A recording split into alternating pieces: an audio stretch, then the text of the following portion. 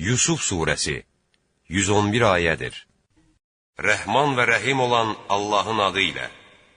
Əlif, Lam, Ra. Bunlar açıq-aydın kitabın ayələridir. Biz onu ərəbcə bir Quran olaraq nazil etdik ki, anlayasınız. Ya Rəsulum, biz bu Quranı sənə vəhy etməklə sənin üçün ən gözəl hekayəti danışırıq. Hərçənd ki, sən əvvəlcə ondan əsla xəbərdar deyildin. Bir zaman Yusif atasına demişdi, Atacan, mən yuxuda 11 ulduz və günəşlə ayı gördüm. Gördüm ki, onlar mənə səcdə edirlər. Atası Yaqub dedi, Can oğul, yuxunu qardaşlarına danışma, yoxsa sənə bir hilə qurarlar. Çünki şeytan insanların açıq-aşkar düşmənidir. Yuxuda gördüyün kimi, Rəbbin səni başqalarından seçib üstün tutacaq. Sənə yuxu yozmağı öyrədəcək. Bundan əvvəl babaların İbrahimə və İsaqa neymətini tamamlayıb verdiyi kimi, sənə və Yaqub nəslinə də tamamlayıb verəcək. Həqiqətən Rəbbin hər şeyi biləndir, hikmət sahibidir. Yusifin və qardaşlarının əhvalatında soruşanlar üçün ibrətlər vardır. Bir zaman Yusifin qardaşları öz aralarında belə demişdilər. Biz bir dəstə olduğumuz halda, Yusif və onun qardaşı Binyamin atamıza daha əzizdilər. Həqiqətən atamız açıq-aşkar səhv edir. Aralarında biri dedi, Yusifi öldürün və ya uzaq bir yerə atın ki, atanız mehrini yalnız sizə salsın.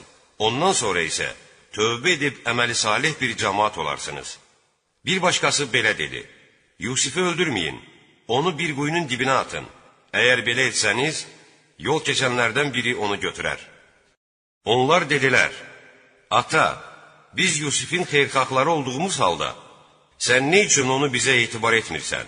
Sabah onu bizimlə birlikdə çölə gəzməyə göndər. Qoy oynayıb əylənsin, gözü könlü açılsın.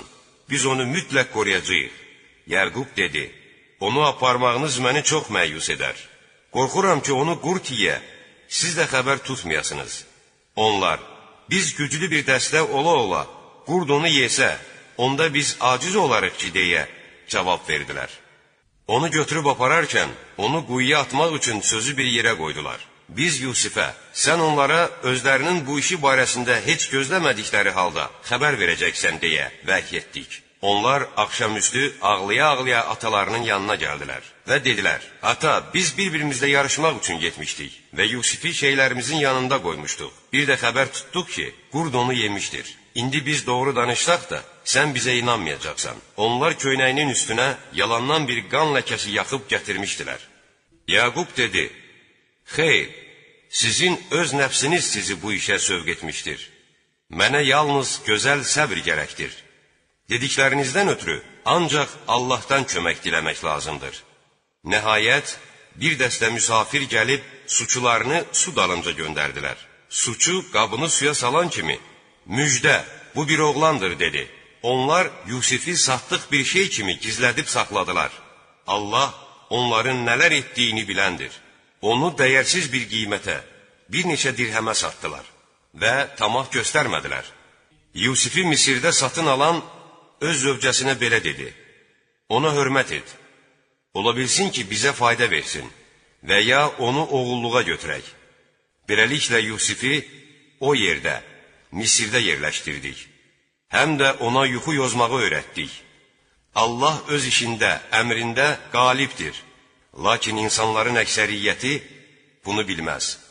Yusif gəncliyinin ən yetkin dövrünə çatdıqda ona hikmət və elm verdik. Biz yaxşı işlər görənləri belə mükafatlandırırıq. Evində olduğu qadın Züleyxa Yusifi tovlayıb yoldan çıxartmaq, onunla yaxınlıq etmək istədi və qapıları bağlayaraq, "Di gəlsənə" dedi. Yusif isə, "Mən Allaha sığınıram. Axı o, sənin ərin, mənim ağamdır. O mənə yaxşı baxır. Həqiqətən zülm edənlər nicat tapmazlar" deyə cavab verdi. Doğrudan da qadın ona meyl salmışdı. Əgər Rəbbinin dəlilini, xəbərdarlığını görməsəydi, Yusif də ona meyl edərdi. Biz pisliyi və biabırçılığı ondan sovuşturmaq üçün belə etdik. O həqiqətən bizim sadiq bəndələrimizdəndir. Hər ikisi qapıya tərəf cumdu. Züleyxa onun köynəyini arxadan cırdı. Onlar qapının ağzında qadının əri ilə rastlaşdılar. Züleyxa dedi, "Sənin ailənə pislik etmək istəyənin cəzası yalnız zindana salınmaq, ya da şiddətli bir əzaba düçar edilməkdir. Yusif dedi, o məni tovlayıb yoldan çıxarmaq istədi.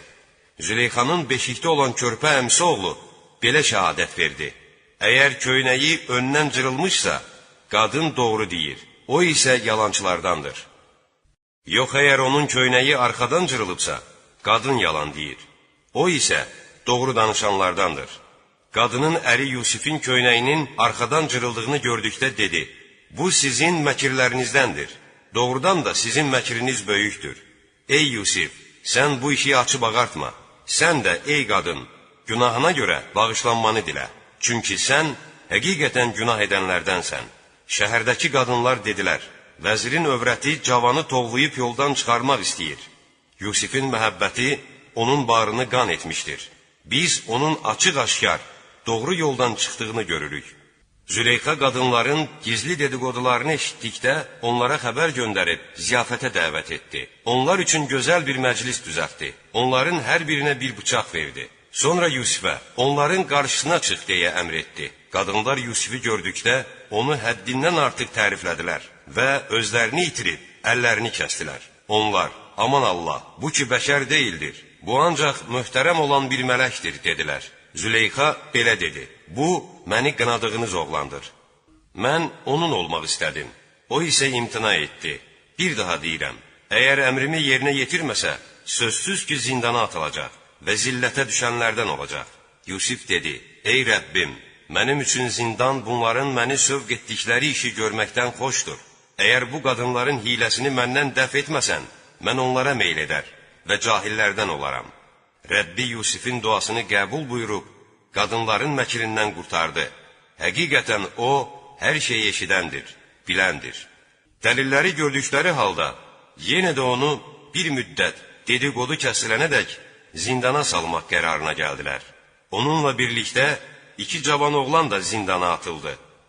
Onlardan biri dedi, mən yuxuda gördüm ki, şərab üçün üzüm sıxıram. Digər isə belə dedi, mən gördüm ki, başımın üstündə çörək aparıram. Quşlar da ondan yeyir. Gəl bu yuxunu bizə yoz. Biz həqiqətən sənin yaxşı adamlardan olduğunu görürük. Yusif belə cavab verdi. Yiyəcəyiniz təam gəlməmişdən əvvəl mən onun mənasını sizə xəbər verərəm. Bu, Rəbbimin mənə öyrətdiyi elmlərdəndir. Mən Allaha inanmayan və axirəti də inkar edən bir tayfanın dinini tərk etdim. Mən ata-babalarım İbrahim, İsaq və Yaqubun dininə tabe oldum. Bizə heç bir şeyi Allaha şərik qoşmaq yaraşmaz.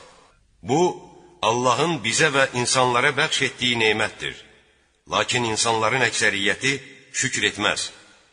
Ey mənim iki zindan yoldaşım! Ayrı-ayrı tanrılar daha yaxşıdır, yoxsa bir olan, qadir olan Allah? Allahdan qeyri ibadət etdikləriniz, sizin və atalarınızın qoyduğu adlardan başqa bir şey deyildir. Allah isə onlara heç bir dəlil nazil etməmişdir. Hökm ancaq Allahındır. O sizə yalnız onun özünə ibadət etmənizi buyurmuşdur. Doğru din budur. Lakin insanların çoxu bilməz. Ey iki zindan yoldaşım! Yuxularınızın mənasına gəldikdə, sizin biriniz yenə ağasına şərab içirdəcək. Digəriniz isə edam olunacaq. Quşlar da onun başından dimdikləyib yeyəcəklər. Haqqında soruşduğunuz iş belə həll edilmişdir. Yusif bu iki nəfərdən nicat tapacağını yəqin etdiyi kimsəyə dedi, ağanın yanında məni də yada sal. Lakin şeytan ona ağasının yanında Yusifi yada salmağı unutturdu və buna görə də o, Yusif, bir neçə il zindanda qaldı. Bir gün padşah belə dedi, mən yuxuda 7 arıq inəyin 7 kök inəyi yediyini, həmçinin 7 yaşıl və 7 quru sümbül gördüm. Ey əyanlar, əgər yuxu yoza bilirsinizsə, mənim bu yuxumu yozun. Onlar, bu gördüklərin qarmaqarışıq yuxulardır. Biz belə yuxuların yozumunu bilmirik deyə cavab verdilər. Zindandakı iki cavan oğlandan, edamdan xilas olan bir neçə müddətdən sonra Yusifi xatırlayıb dedi, mən sizə onun yozumunu xəbər verərəm, bircə məni zindana, Yusifin yanına göndərin. Cavan oğlan padşahın izni ilə zindana gəlib dedi, Yusif, ey doğru danışan adam, bizim üçün bir yoz görək. 7 arıq inək, 7 kök inəyi yeyir, 7 yaşıl sümbül, 7 də quru sümbül. Bəlkə mən adamların yanına düzgün cavabla qayıda bilim. Bəlkə onlar da bu yuxunun mənasını bilsinlər. Yusif belə cavab verdi: 7 il adətiniz üzrə əkin, yediyiniz az bir miqdar istisna olmaqla, qalan biçdiyinizi isə sümbüldə saxlayın. Sonra bunun ardınca 7 il quraqlıq olacaq. Onda əvvəlcədən həmin illər üçün tədarük etdiyinizi yeyər. Yalnız az bir miqdar toxumluq saxlayarsınız. Daha sonra insanların bol yağış, bərəkət görəcəyi bir il gələcək. Onda da adamlar meyvələrin şirəsini sıxacaqlar. Bunları eşidən hökmdar, onu mənim yanıma gətirin, dedi. Elçi Yusifin yanına gəldikdə o, ağanın yanına qayıdıb soruş ki, əllərini kəsən o qadınların məqsədi nə idi? Həqiqətən Rəbbim onların məkirini biləndir. Padşah həmin qadınları çağırıb soruşdu: Yusifi tovlayıb yoldan çıxartmaq istəməkdə məqsədiniz nə idi? Qadınlar: Allah eləməsin, biz onun barəsində pis bir şey bilmirik deyə cavab verdilər. Vəzirin övrəti dedi: Artıq indi həqiqət bəlli oldu. Yusifi tovlayıb yoldan çıxartmaq istəyən mən idim. O, şübhəsiz doğru danışanlardandır. Yusif dedi: Bu ona görədir ki, vəzir evdə olmadıqda mənim ona xəyanət etmədiyimi və Allahın xainlərin hilələrinə yol vermədiyini bilsin. Mən özümü təmizə çıxartmıram. Rəbbimin rəhm etdiyi kimsə istisna olmaqla nəfs insana pis işlər görməyə əmr edər. Həqiqətən Rəbbim bağışlayandır, rəhmidəndir. Padşah dedi: Yusifi yanıma gətirin. Onu özümə ən yaxın adam edəcəyəm. Sonra onunla söhbət etdikdə sən bugün yanımızda mövqe sahibisən, etibarlı bir şəxssən, dedi. Yusif dedi: Məni bu yerin xəzinələrinə məmur təyin et. Çünki mən özümə etibar edilən mal-dövləti qoruyanam, işləri idarə etməyi bilənəm. Beləliklə Yusifi o yerdə mövqe sahibi etdik. O istədiyini edirdi. Biz istədiyimizə mərhəmətimizi nəsib edər. Yaxşı işlər görənlərin mükafatını zay etmərik. İman gətirib pis əməllərdən çəkinənlər üçün axirət mükafatı əlbəttə daha xeyirlidir. Yusifin qardaşları gəlib onun hüzuruna daxil oldular. Onlar tanımadıkları halda Yusif onları dərhal tanıdı. Yusif onların yüklərini hazırlayıb dedi: Ata, bir qardaşınızı yanıma gətirin. Məyər mənim ölçüdə düz və qonaqpərvərlərin ən yaxşısı olduğumu görmürsünüz? Əgər onu yanıma gətirməsəniz, məndən bir qab belə ərzaq gözləməyin və mənə də yaxınlaşmayın. Dedilər: Ondan ötürü atasını yola gətirməyə çalışarıq və sözsüz ki, bunu edərik.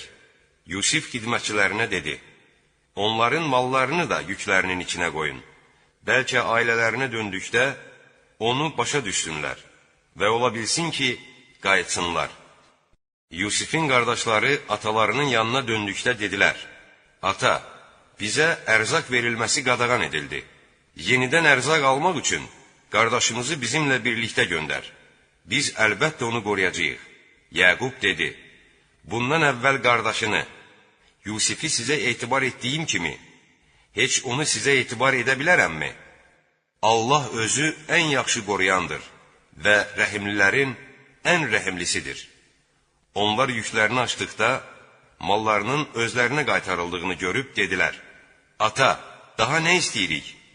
Bu bizim özümüzə qaytarılmış mallarımızdır. Biz onun vasitəsilə ailəmizə bir daha ərzaq alıb gətirər, qardaşımızı qoruyar və bir dəvə yükü də ərzaq artırarıq. Bu, əvvəlcə gətirdiyimiz isə az bir ərzaqdır. Yaqub dedi: Başınıza bir bəla, ölüm, fəlakət gəlməyəcəyi təqdirdə Binyamini sağ-salamat qaytarıb yanıma gətirəcəyinizə dair Allaha ürəkdən and içib mənə söz verməyincə onu sizinlə göndərməyəcəyəm.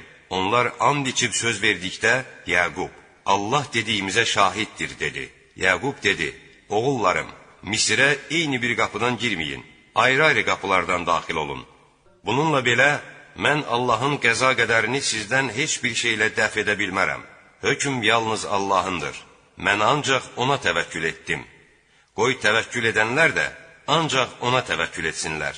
Onlar ataları əmr etdiyi kimi ayrı-ayrı qapılardan daxil olduqda, bu Allahın qəza qədərini əsla onlardan dəf edə bilmədi. Ancaq Yaqubun ürəyində bir diləyi yerinə yetmiş oldu. Şübhəsiz ki, Yaqub onu öyrətdiyimiz üçün bir elm sahibi idi. Lakin insanların əksəriyyəti bilməz. Onlar Yusifin huzuruna daxil olduqları zaman qardaşını bağrına basıb dedi: "Mən həqiqətən sənin qardaşınam. Onların etdikləri işlərdən kədərlənmə." Yusif onların yüklərini hazırlatdığı vaxt qardaşının yükünün içinə bir su qabı qoydu. Karvan yola düşdükdən sonra arxalarınca bir carçı: "Ey karvan əhli, siz həqiqətən oğrusunuz" deyə haray çəkdi. Yaqubun oğlanları arxalarınca gələnlərə tərəf dönüb: "Nə itirmisiniz?" deyə soruşdular. Onlar belə cavab verdilər: "Hökmdarın qızıl su qabını itirmişik. Onu tapıb gətirənə muştuluq olaraq bir dəvə yükü ərzaq veriləcək." Carçı: "Mən də buna zaminəm" dedi. Dedilər: "Allaha and olsun, siz də yəqin bilirsiniz ki, biz bu yerə fitnə-fəsad salmaq üçün gəlməmişik və biz oğru da deyilik." Onlar soruşdular: "Əgər yalan desəniz, onun cəzası nədir?" "Onun cəzası yükündə oğurluq şey tapılan adamın özüdür. Biz zalımları belə cəzalandırırıq" deyə cavab verdilər. Yusif doğma qardaşının yükündən əvvəl onların yüklərini axtarmağa başladı. Sonra su qabını qardaşının yükündən çıxartdı. Biz Yusifə belə bir tədbir öyrətdik. Yoxsa padşahın dininə görə o qardaşını tutub öz yanında saxlaya bilməzdi. Allahın istədiyi isə müstəsnadır. Biz istədiyimiz kimsəni dərəcələrlə yüksəldərik. Hər biləndən üstün bir bilən də vardır. Qardaşlar dedilər: "Əgər o oğurlamışdırsa, bundan qabaq onun bir qardaşı da oğurluq etmişdi." Yusif bu sözü ürəyində saxlayıb onlara açmadı və dedi: "Siz daha pis bir mövqeydəsiniz. Allah sizin mənə və qardaşıma yalandan aid etdiyiniz şeyləri daha yaxşı bilir." Dedilər: "Ey vəzir, bunun çox qoca bir atası vardır. Onun yerinə bizim birimizi tutub saxla. Biz sənin yaxşılıq edən adamlardan olduğunu görürük." Yusif belə cavab verdi: "Allah eləməsin. Malımızı kimdə tapmışıqsa, yalnız onu tutub saxlayacağıq. Yoxsa sözsüz ki, haqsızlıq etmiş olarıq." Onlar ümidlərini kəsdikdə, kənara çəkilib pıçıldaşmağa başladılar. Onların ən böyüyü dedi: "Məyər atanızın sizi Allaha and içdirib əhd aldığını və bundan qabaq Yusif barəsindəki təqsirinizi bilmirsiniz? Atam izin və ya Allah öz hökmünü verməyincə, mən bu yerdən ayrılmayacağam. O, hökm verənlərin ən yaxşısıdır. Atanızın yanına qayıdıb deyin: Ata, oğlun həqiqətən oğurluq etdi. Biz ancaq bildiyimiz şey barəsində şahidlik edirik. Biz qeybi mühafizə edən deyilik. Olduğumuz şəhərdən, Misir əhalisindən də, birlikdə gəldiyimiz karvandan da soruş. Biz həqiqətən doğru danışanlarıq." Yaqub dedi: "Xeyr, sizin öz nəfsiniz sizi bu işə sövq etdi. Mənə yalnız gözəl səbr gərəkdir. Ola bilsin ki, Allah onların hamısını mənə yetirsin. O həqiqətən biləndir, hikmət sahibidir." Onlardan üz döndərdi və "Heyif sənə yazıq Yusif" dedi. Dərd-qəmdən gözlərinə ağ gəldi. O, bütün dərdini içində çəkirdi. Oğlanları Yaquba dedilər: "Allaha and olsun ki, sən Yusif deyə xəstələnib əldən düşəcək, ya da öləcəksən." Yaqub belə cavab verdi: "Mən dərslərimi yalnız Allaha ərz edirəm və Allahdan gələn vəhy ilə sizin bilmədiklərinizi bilirəm. Oğullarım, gedin Yusifdən və qardaşından bir xəbər bilin. Allahın mərhəmətindən ümidinizi kəsməyin. Allahın mərhəmətindən yalnız kafirlər ümidini üzər." Yusifin huzuruna daxil olanda dedilər: "Ey vəzir, bizə və ailəmizə müsibət üz vermişdir. Biraz dəyərsiz malla gəlmişik. Bizim üçün ölçünü düz elə və bizə sədəqə ver. Həqiqətən Allah sədəqə verənləri mükafatlandırar." Yusif onlardan: "Siz cahil olduğunuz zaman Yusifə və qardaşına nələr etdiklərinizi bilirsinizmi?" deyə soruşdu. Onlar: "Yoxsa sən Yusifin özüsən?" dedilər. O da: "Mən Yusifəm, bu da qardaşımdır. Allah bizə lütf etdi.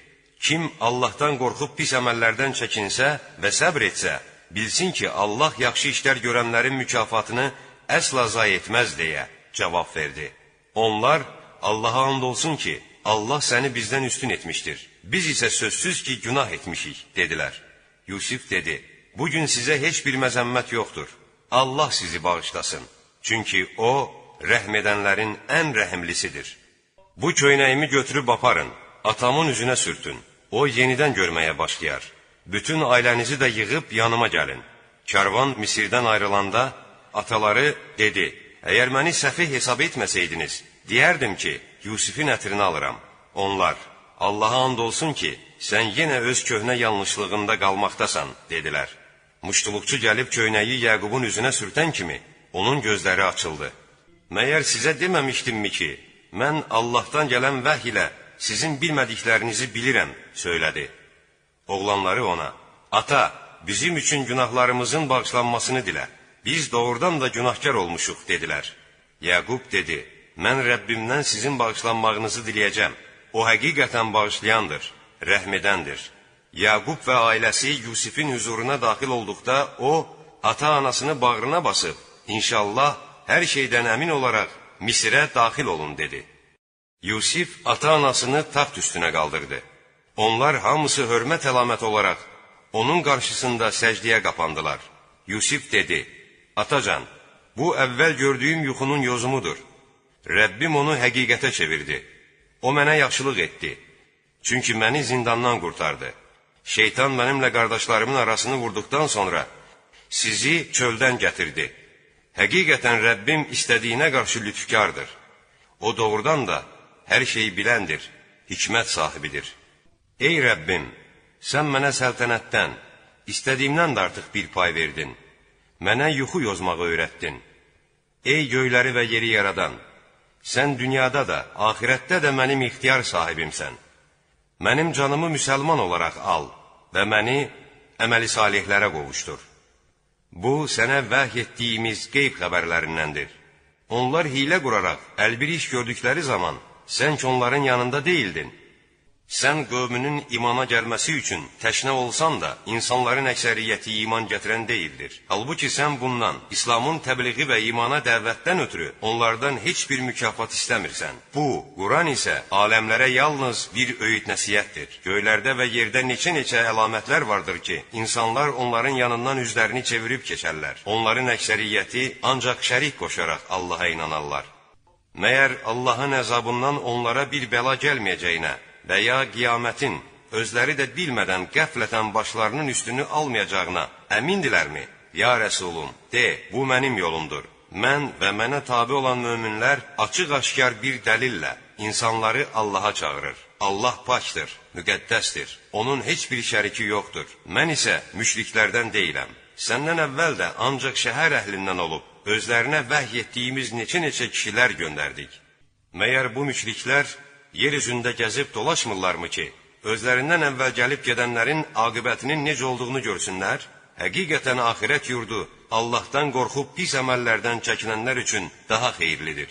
Məyər dərk etmirsiniz? Nəhayət, Peyğəmbərlər ümitsizliyə qapıldıqda və özlərinin yalançı hesab edildiklərini gördükdə köməyimiz onlara yetdi. Dilədiyimizə nicat verildi. Bizim əzabımız günahkarlardan əsla dəf olunmaz. Peyğəmbərlərin hekayətlərində ağıl sahibləri üçün sözsüz ki bir ibrət vardır. Bu Quran uydurma bir söz deyildir. Ancaq özündən əvvəlkilərin təsdiqi, hər bir şeyin müfəssəl izahıdır. O, iman gətirən bir tayfə üçün hidayət və mərhəmətdir.